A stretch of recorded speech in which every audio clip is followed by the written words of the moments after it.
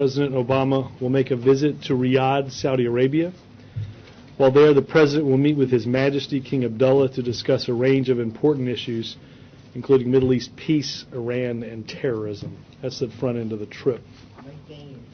That would be, we leave here, I don't know all the time differences. We leave here the evening of June 2nd. So I guess that's the evening of June 3rd. Why was that added on? The President believes it's a chance to discuss a lot of important business, and he thought it was a good opportunity to do that.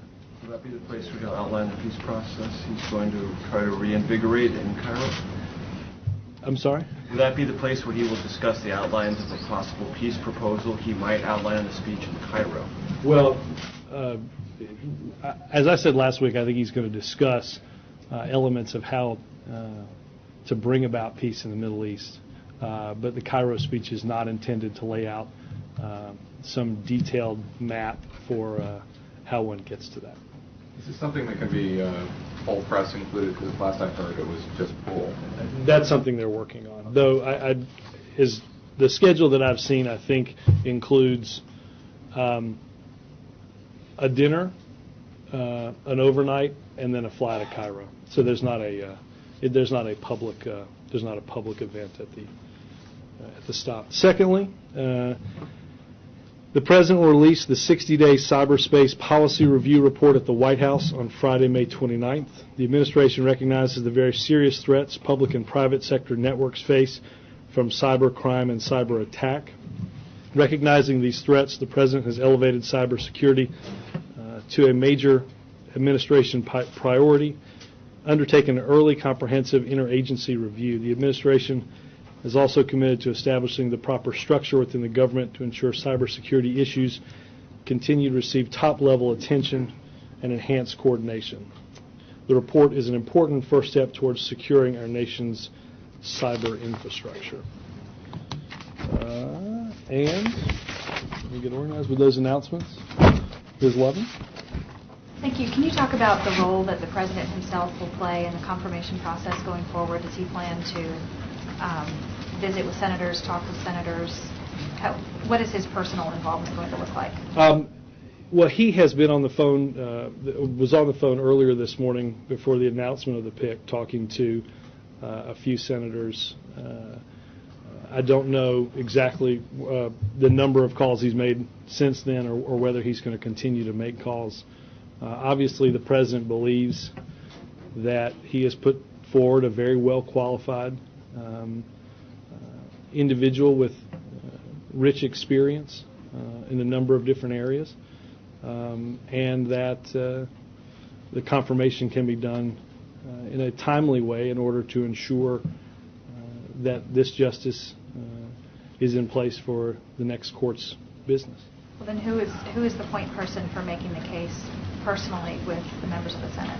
Well, obviously, starting next week, I think that you'll see the nominee go and make her case to members of the Judiciary Committee and then to the Senate, members of the Senate as a larger body.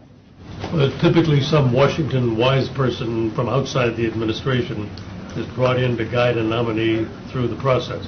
Are you volunteering? No. But I think that Senator Schumer is going to play a role in doing that, as somebody who obviously has been around a number of court confirmations. But Schumer, we know, is going to introduce the nominee to as the a rest senior of the senator, right, yeah. Representative. Well, I also think will help shepherd the nomination around as well. What does the President think is her greatest quality for the job? Well, I think the President picked Judge Sotomayor largely based on three criteria. The first being experience, and when I say that, experience as a prosecutor, experience as a litigator, and then experience as both a circuit and an appellate court judge. In fact, we've pointed out that she will bring more experience on the federal bench than anybody that's been appointed to the Supreme Court in 100 years. I think, secondly, obviously, the President believes strongly in her approach to judging, following precedent and the rule of law. And I think, lastly, obviously, the President believes that her life story is a compelling one, and that her voice will be an important addition to the Supreme Court. Did she pay her taxes? Pardon me? Did she pay her taxes? I have not seen anything on that, Alan. Yes, Is this on the Hill scheduled yet? Are there any meetings set up already? not that I know of. I know that they'll. Next week. I was told they would begin next week. I don't know in what order they'll happen, and we'll get that to you as soon as they're locked in. Obviously, some of that is dependent. We've got to get a few of those Senates out right now. We've got to get those guys back in order for it to go door to door. Shifting quickly to General Motors, can you say where things stand on the debt exchange plan that's on the table? The bondholders seem very likely to reject that overwhelmingly. And is there a plan for a counteroffer? Well, I don't, as we've done both in the GM case and certainly in the lead up to the deadline on Chrysler, I don't want to do that from here. I don't want to be a negotiator in this process. Obviously, we've got about a week to go. Obviously, a lot of the stakeholders are making sacrifices, and I think this is a process that will continue as it did in the Chrysler situation, right up against the deadline. But again, I don't want to get into the back and forth on some of this. If I could, just a quick question about North Korea. Mm-hmm. What is the administration's goal other than some sort of piece of paper from the United Nations expressing disappointment with the nuclear bomb going off? What does the administration want to have happen concretely in terms of action? Well, look, I think that the Security Council is currently meeting. I think they're likely to discuss next steps as far as that goes. Let me address the initial part of your question. I think the uniform and unified international criticism that we've seen since the reports of this testing demonstrate the outrage that countries around the world have for these actions. I think North Korea continues to deepen its isolation from the international community and continues, as we've said all along, to take steps in the wrong direction. But just, I'm sorry, but you didn't actually answer my Well, question. no, I just said that obviously I think the Security Council is involved in some of these discussions. You don't want to tip your hand as to what you... I don't want to get in, yeah.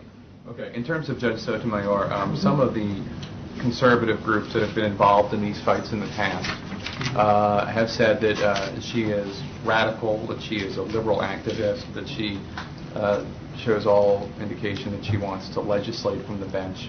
And I'm wondering what your response is. Well, my sense is that my sense is that is based on the fact that they've yet have not had any time to read what she's written and the way she's acted as a judge for the previous 17 years. I don't think anybody could reasonably argue, based on looking at her cases, that she's somebody that legislates from the federal bench. I think that is, in some ways, from interest groups, the rhetoric is regrettably predictable. I think a fair and honest hearing, which we believe that she'll get, will demonstrate somebody who understands and respects the law, somebody that honors and respects judicial precedent, and somebody that the President thinks is well qualified and will make a very strong Supreme Court justice. Thank you. Yes, sir. On North Korea, this administration has always been pushing diplomacy rather than any kind of military force. At what point does the administration have to stop talking and maybe even do more acting, something a little more forceful than that? And has there been given any thought to this? Dan, I would point out to you, though we are hardly surprised at their actions, understand that it was exactly our response to their initial test, their demanding an apology from the UN Security Council that led to the actions that have been reported over the weekend. So I think the notion somehow of talk versus action, I think is in many ways, at least according to them, I think that's setting up something that doesn't appear, at least in their opinion, to be the case. But in terms of anything much tougher, military action, any kind of thing like that, is that being entertained? If it was, I wouldn't get into it here. On Nevada, the president headed out to Las Vegas, and the governor there apparently has declined an invitation to meet the president. Is there any reaction to that? And also the governor is saying that the administration has been unwilling to sit down and talk about the comments that the president made back in February about not coming to Las Vegas. That doesn't. Let me match the first part of your question with the second part of your question and understand how he believes we're unwilling to sit down if he decided to reject an invitation to sit down. No. I said the governor has declined to meet with the president on the visit out there. That's the first question. So reaction to that. Okay. And what was your second question? And the second was that there was some meeting, has been wanting to have some kind of meeting to discuss what the comments the president had made back in February about not coming to Las Vegas. I don't. If I'm misunderstanding you, I don't mean things I'm talking about. Let's just take the first one. Right. Well, let me take the second one and add it to the first one. And again, I don't want to put words into anybody's mouth, but if the governor is seeking an explanation for the president's comments, I think what you're referring to is whether or not companies that are receiving substantial money through TARP should go to Las Vegas. But at the same time, you're telling me that he's turned down an invitation to meet with the president. I would say that the actions seem incongruent if indeed he wants to have a legitimate discussion. It's like declining to meet with the president at the airport when the president arrives versus sitting down and meeting with the president. Was the president offering him a meeting at the airport? Well, I generally I haven't seen many politicians meet anybody anywhere and not find it a convenient opportunity to press whatever case it is they're trying to make. I would suggest that if the governor has a specific point that he'd like to make to the president of the United States, he's landing in a few hours in Las Vegas and apparently has been invited to make that case. Again, I'm having trouble reconciling the actions of the governor. Yes. Some Republicans have suggested that perhaps there's not enough time, that they'd like a little bit more time, and that it's not a foregone conclusion that she can get confirmed before the August recess. Would the president be flexible on that timeline at all? Well, Savannah, I think. Would feel more comfortable. Yeah, I think it's important to understand a little bit of the history here. I think the average is about 72 days. I think the Roberts hearing I've seen either the Roberts from announcement to confirmation was somewhere between 72 or 73 days. There are currently 74 days between now and target adjournment. So I think the president would say there's likely ample time in order to begin and complete this process in what he thinks is a timely manner. Secondly, obviously, this is a judge that's not unfamiliar to the United States Senate, having been through the confirmation process twice. And lastly, there's the Ginsburg nomination went through even faster than the 72 days. In fact, the announcement the president makes is about 19 days ahead of, in terms of the number of days from where we were with Justice Ginsburg to where we are with Judge Sotomayor. So I think the president believes there is ample time to get a fair and honest hearing. He understands the important role the Senate plays to advise and consent, especially something as important as a Supreme Court nomination. But at the same time, I think the president is eager to have a justice in place before the Senate goes on recess in order to get that person ready to do the court's work in talking to and meeting colleagues in the selection of cases, and then ultimately ready to hit the ground running when the court starts work in October. And just to get your reaction to one statement that seems to get a lot of attention, this quote she has from 2001 saying, "I would hope that a wise Latina woman with the richness of her experience would more often than not reach a better conclusion than a white male who hasn't lived that life."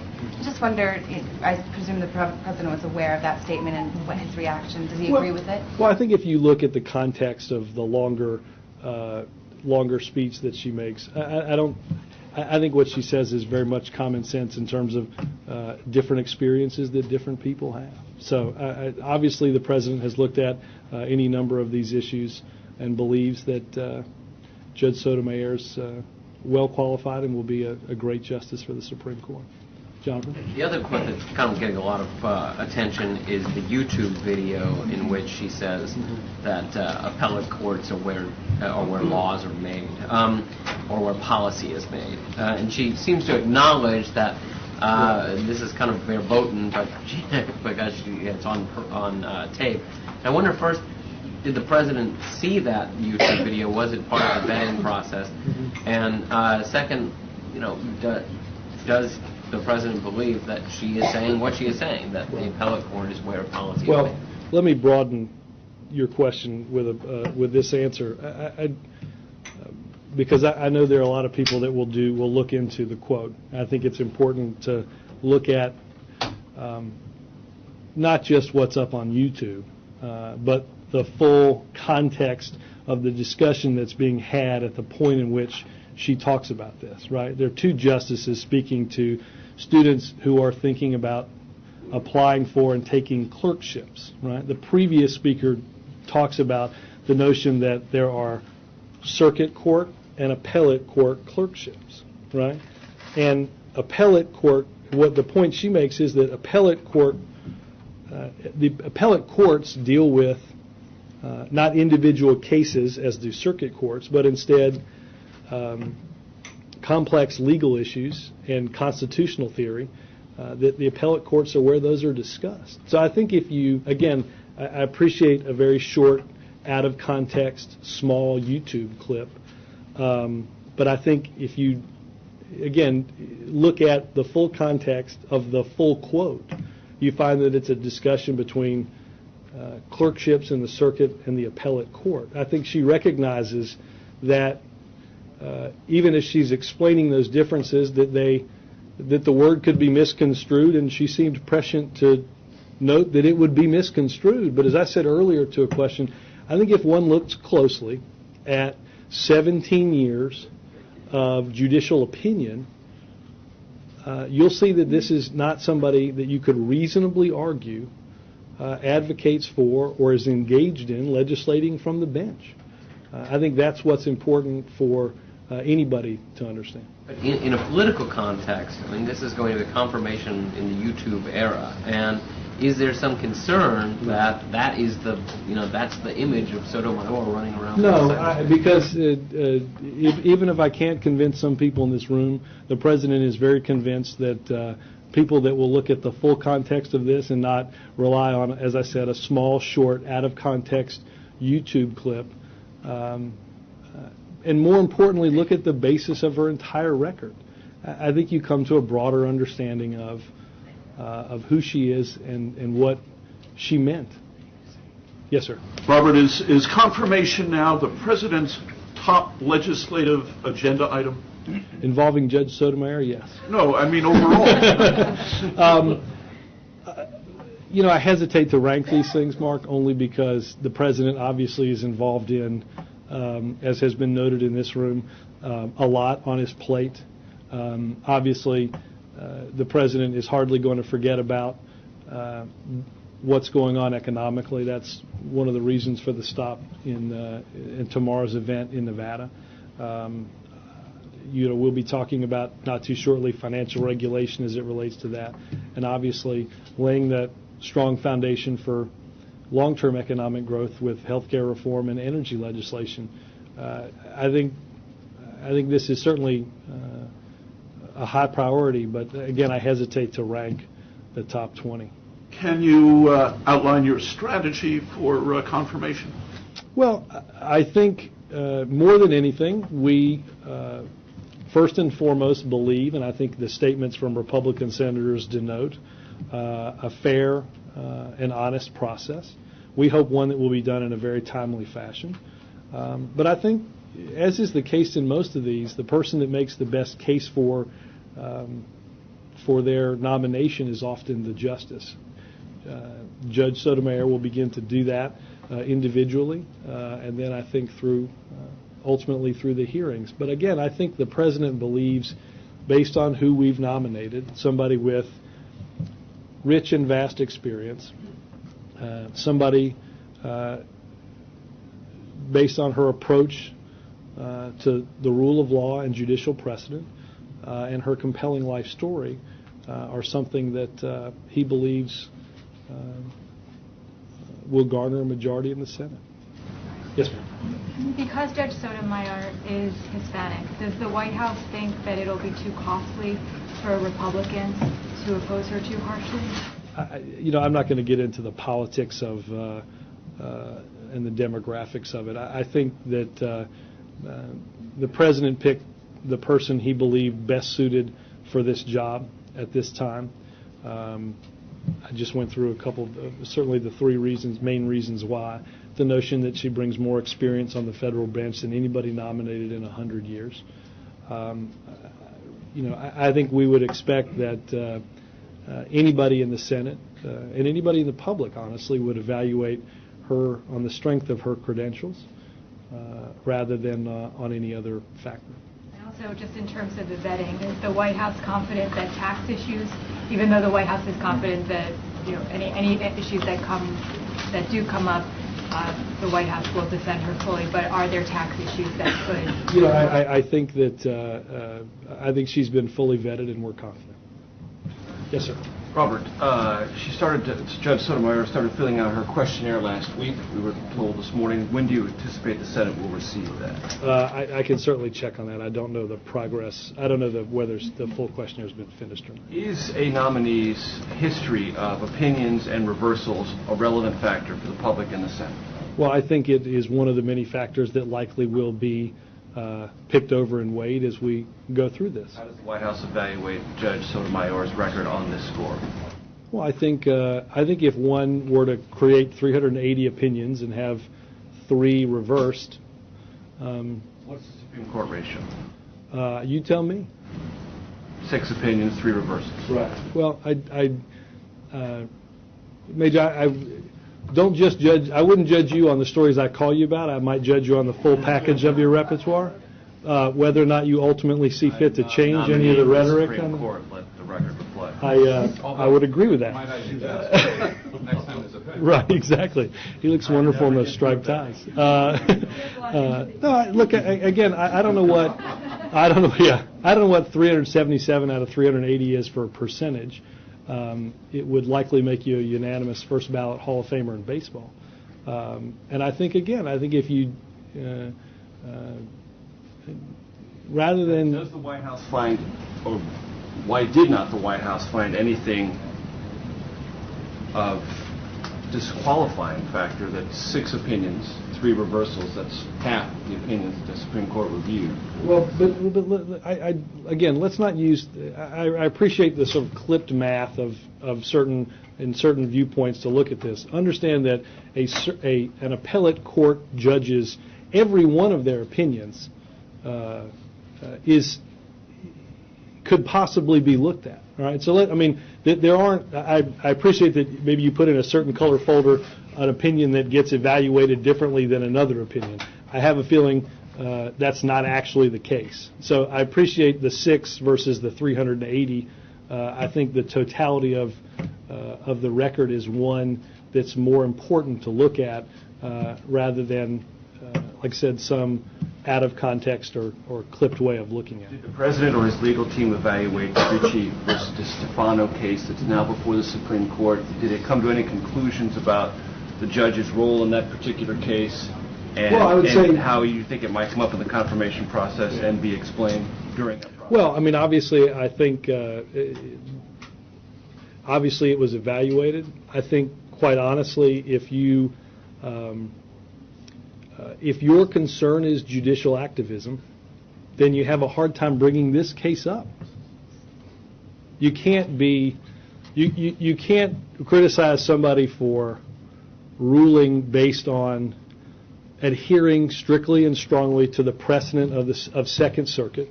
In this case, of Hayden versus the County of Nassau, and Bushy versus the New York State Civil Service Commission. You can't criticize. Right. You can't criticize somebody for being a judicial activist and somebody who understood and sympathized with both the plaintiffs and the case they were making, but handed down a decision based on precedent. Again, I think it will be interesting if, for whatever critics might emerge, you can't make an argument. You can't make two arguments that critique each other in saying that she shouldn't get somebody's support for the Supreme Court. And though I note on the internet people are beginning to do exactly that. I think, going back to your earlier decision or your earlier question and my earlier statement, is I would look at the totality of this and understand this is somebody that over the course of 17 years has adhered to precedent. Thank you, Robert. Michael. Robert, could you put on, I know you said you don't want to talk about it, but your political hat for a minute. It's back in the office. It's the pointy hat? All right, that's an interesting thing. The propeller on it. Trust me, that's not the political hat. There is likely to be, in addition to the sort of reaction inside the Senate, there's already a campaign of sorts going on outside the Senate, a political campaign among conservatives, and some Republicans, some conservatives. Could you sort of say what the White House reaction is to the sort of coming fight, not inside the Senate but outside? And does the president rule out the idea of him going out to the hold town hall meetings, to do some sort of political events, which you guys have said is the kind of thing you guys do best, or he does best at some level, to kind of counter that political battle that's again. So I looked right at the would-be culprit, but one excuse. Forbearance. There you go. Anyway, so does he? We won't use precedent in this case. Look, I think that. Look, we all understand that there is, to some degree, a cottage industry that revs up during these sorts of confirmation hearings. The White House gets that. I don't think anybody that's spent any appreciable time in this town doesn't understand that.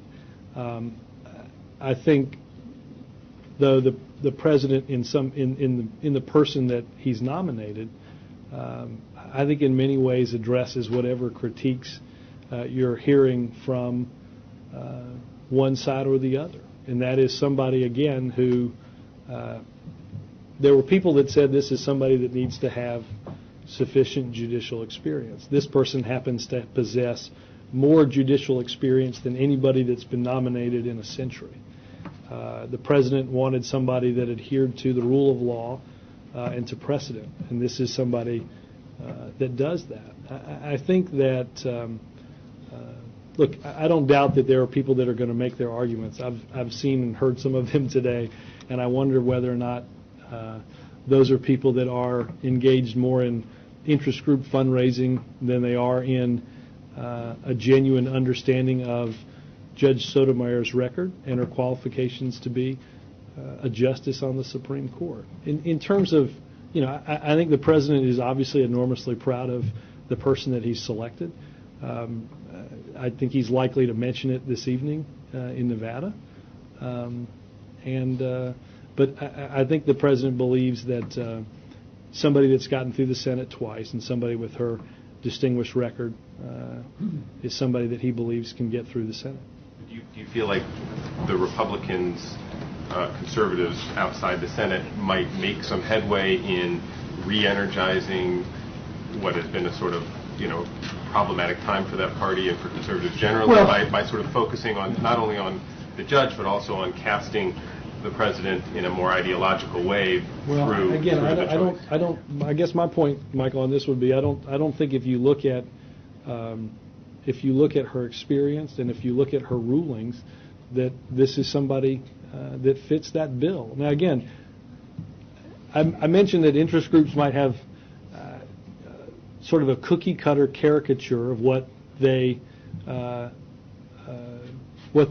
the president or who they thought the president might nominate. But I think you can see out there statements from Republican senators, their statements from traditionally very conservative interest groups that denote the qualifications that Judge Sotomayor brings to this, and the fact that they share the president's belief that she'll be a good Supreme Court justice.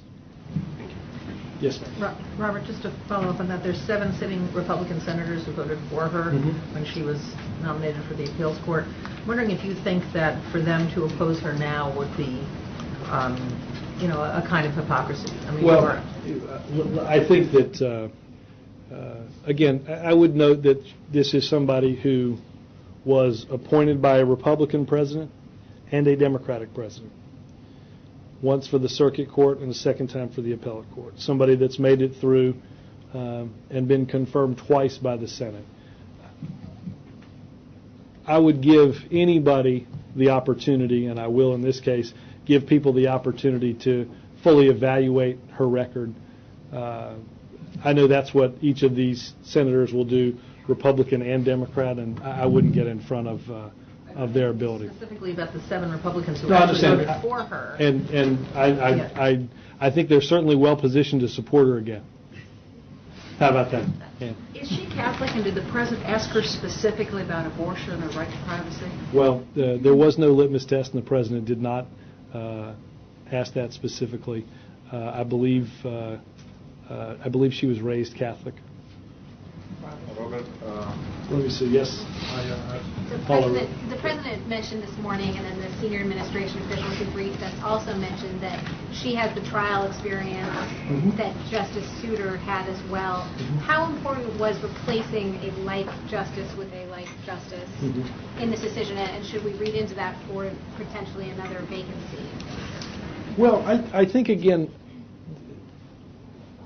I think most of all, as I discussed in here, is that you heard the president, I think, even say from in here that he was looking for somebody with a full range and a diverse set of experiences in their background. And I think this is somebody like Justice Souter that brings an array of experience potentially to the job. So I think that the president sought somebody with that richness of experience, and I think got somebody who meets that criteria. So the fact that they have those similar backgrounds is more coincidence, you're saying? I think it's probably, comparing her to Souter is probably in many ways somewhat coincidental, but at the same time, I think the president recognized, as I said, that being a prosecutor, being a private litigator, and being both a circuit and an appellate court judge provides you with sort of a vast array of different legal experiences, which makes Judge Sotomayor,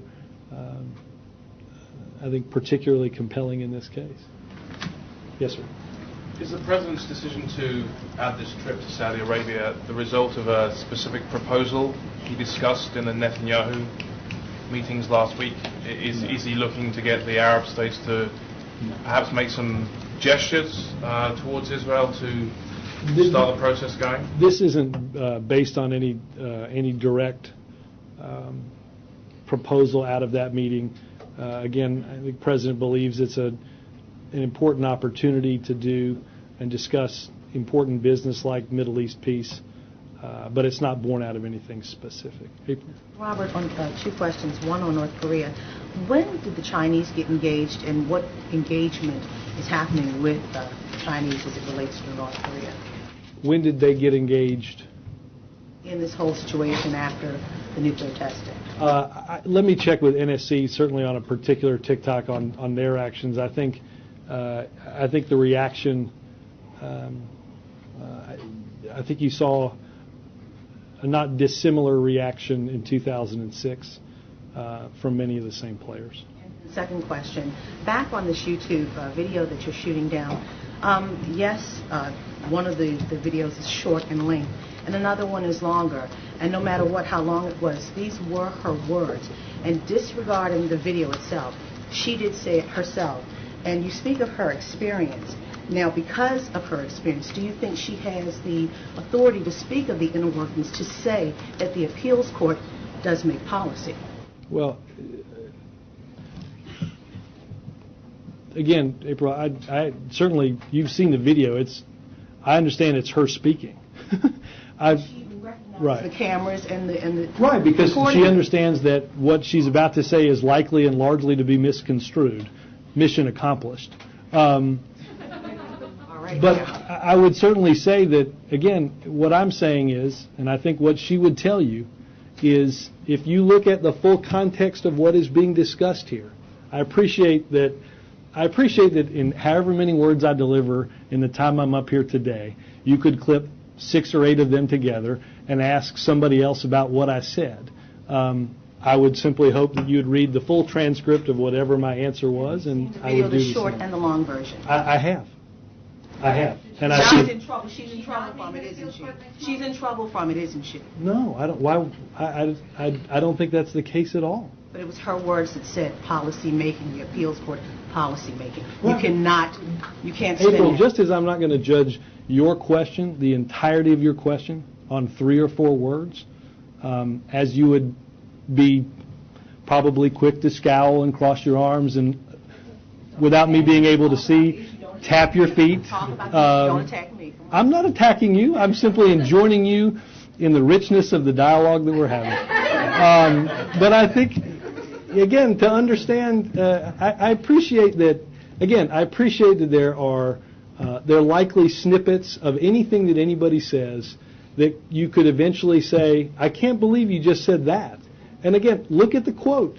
Don't take it from me, April. Have you looked at the long version of it? Yes. Then I can only assume that you would come to the very same understanding of exactly what she's talking about. And I think if you ask anybody in the legal world to denote the difference between what the circuit and what the appellate court does, I think in a very matter-of-fact, common-sense way, they will explain to you in both the short and the long version exactly what it is I just said. So there's no question she is not an activist judge.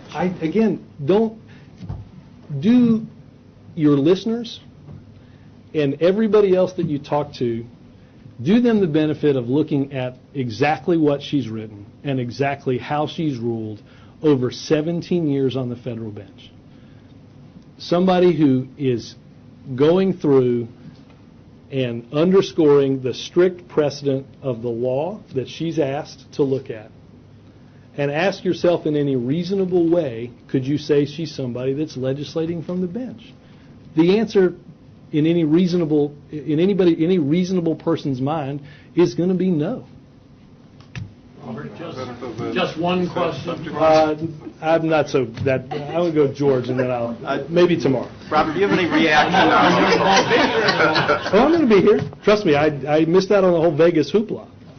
You sure did. You have that gleam in your eye, Lester, like I'm going to be here all day tomorrow. George, go ahead. Robert, do you have any reaction to the California Supreme Court decision on Prop 8? I have not talked to the president about it. I think the issues involved are ones that you know where the president stands. Thanks, guys. Thanks, Robert.